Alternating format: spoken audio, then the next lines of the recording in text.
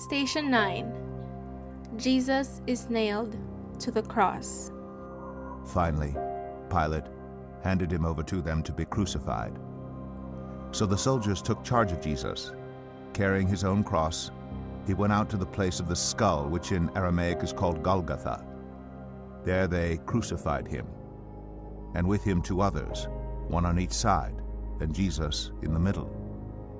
Pilate had a notice prepared and fastened to the cross. It read, "Jesus of Nazareth, the King of the Jews."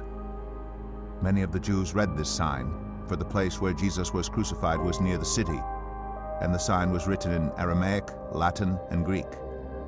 The chief priests of the Jews protested to Pilate, "Do not write the King of the Jews, but that this man claimed to be King of the Jews." Pilate answered, "What I have written, I have written." This punishment was designed for maximum pain and humiliation. Nails have been driven through his hands. His feet are stapled to the tree. A sign above Jesus declares in Greek, Latin, and Aramaic who he is, the King of the Jews. The women of Jerusalem weep for this injustice, for this good man punished as a criminal.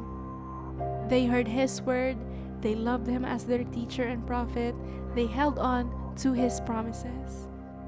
They weep for Jesus, but this is not the worst part. If they can do this to him, they can do it to anybody else. Their children and grandchildren will be born in a dark world, with mankind knowing no other language but hate and violence. It is mid-afternoon now, and the eerie darkness that has fallen has everyone on edge. But for Jesus, the darkness is a horror he has never known. This, more than the nails and thorns and lashings, is what made him sweat blood in the garden. The Father's wrath is hitting him in full force. He is, in that moment, no longer the blessed, but the cursed. He has become sin.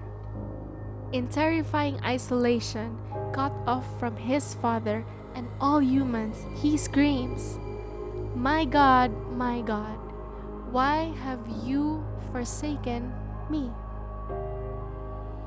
It's getting dark, and the atmosphere shifts.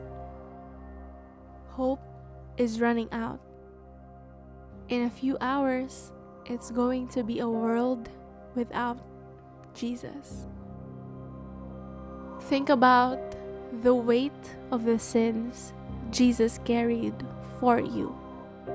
Your pride, your greed, your ego, your dishonesty, the things you've done or repeatedly do.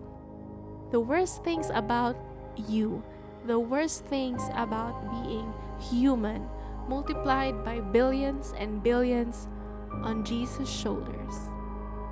Here's what you need to know. For the joy set before him, Jesus endured the cross.